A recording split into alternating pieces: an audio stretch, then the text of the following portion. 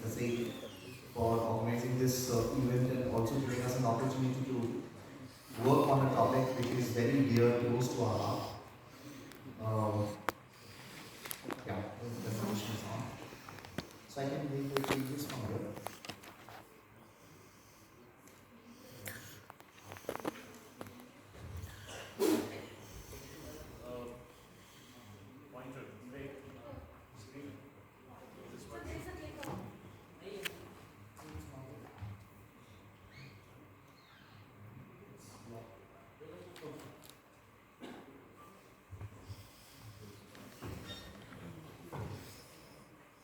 So, as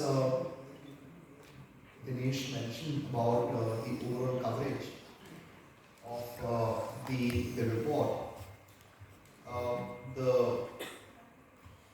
the broad areas that kind of covered in the exercise includes the circular economy, the smart cities, and data privacy and cyber security.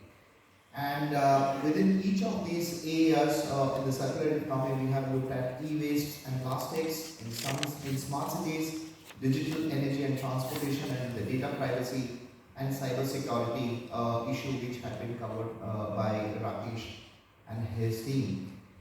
The overall flow of the report had been like this, which is presented on your left-hand side. That provides a sector profile, the timelines, the market dynamics, the future potential, and because it is all to do with standards, we have looked at to what extent the policy initiatives have been in these two regions. So far, the standardization in these areas are concerned, and then we looked at the gaps and the challenges and the way forward in terms of how we can strengthen the three critical aspects that would support sustainable transition in the two regions. Next slide, please.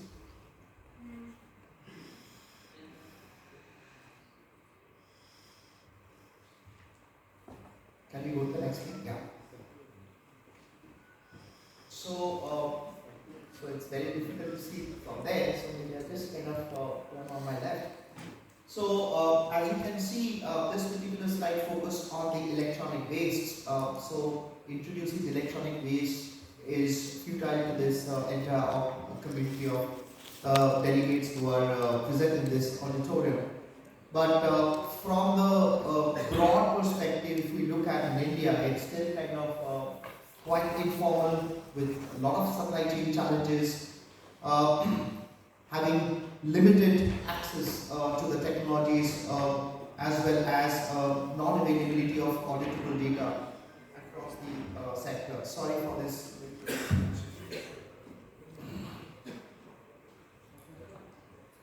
In the EU case, obviously there are quite a few, but one aspect which I would like to highlight is the aspect of the illegal exports, which is still happening, particularly to the developing countries, for downcycling or recycling. In the area of joint opportunities, we have looked at three major areas that includes the information-based, the market-based, and the regulatory. And when we are talking about the information-based, it's largely on the awareness part. The market-based, wherein there is a kind of a market exchange base where the buyers and sellers come together and trade. And on the regulatory part, it is on the part on the extended producer responsibility and how a cannibalistic approach can facilitate this transition.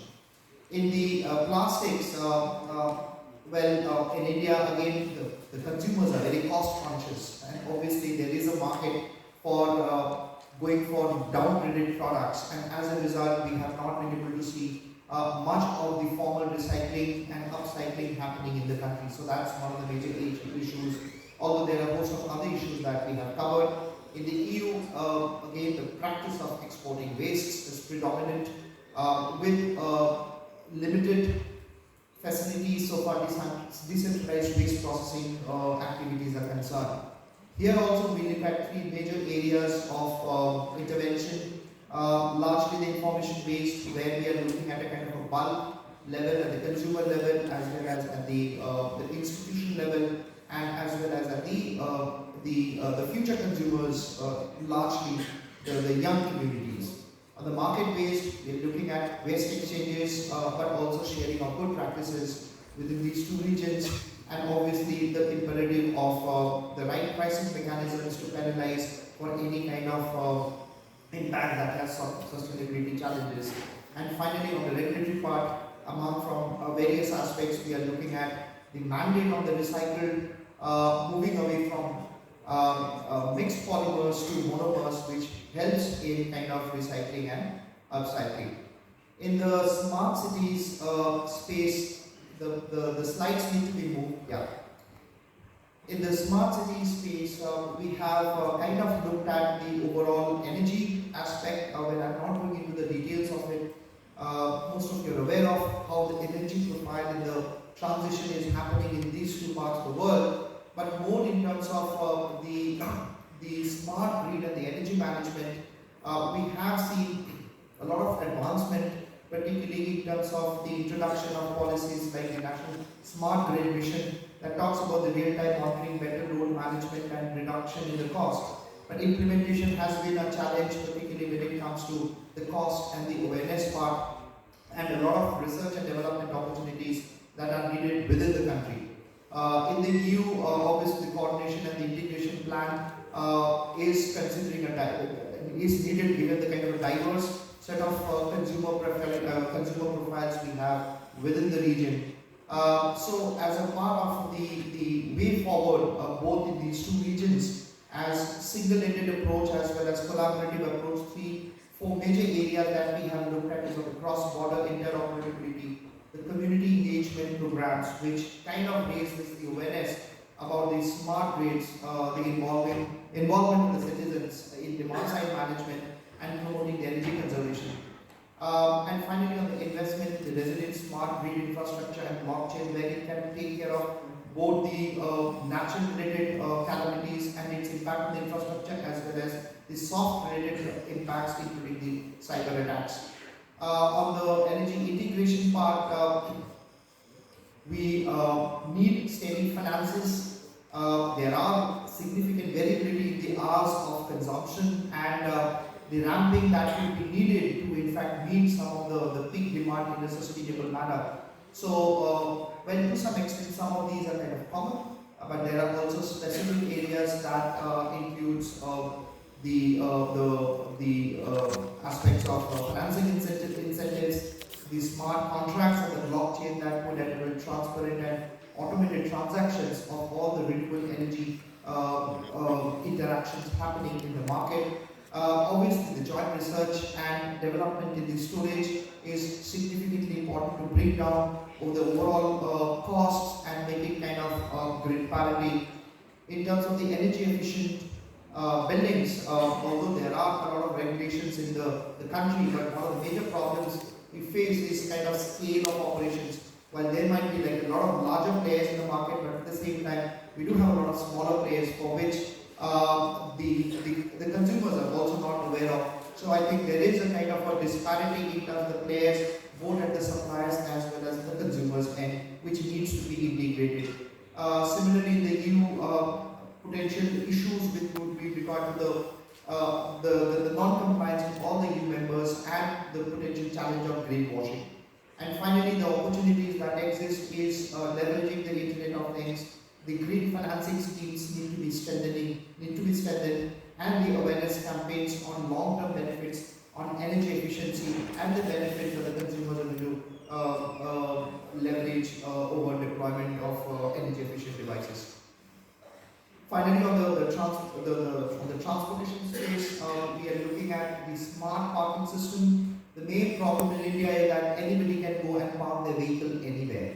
So I think that's considered to be one of the major impediment towards transiting from the current system to a kind of a more smarter and efficient kind of a parking systems. So that needs a lot of behavioral change. So while that would be a part of the awareness aspects which we have covered, but from the other perspective, which is in terms of the collaboration benefits, including the integration of the multimodal transportation aspects, moving from a mass transit to a kind of a single individual transit, as well as other modes of sustainable transport system.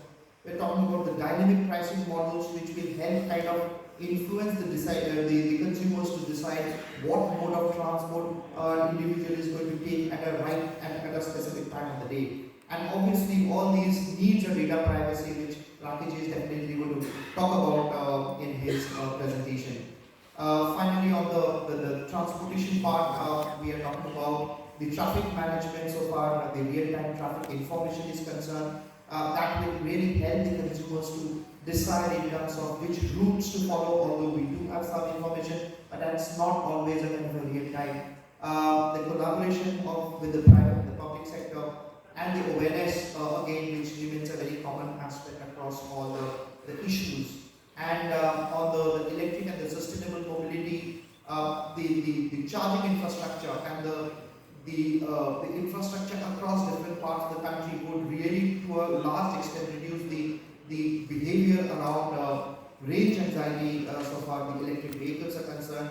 Obviously, of the aspect of incentives for sustainable modes, including the cycling and the walking. And finally, the uniform global standards for charging infrastructure. So that brings me to the close of my part of the presentation.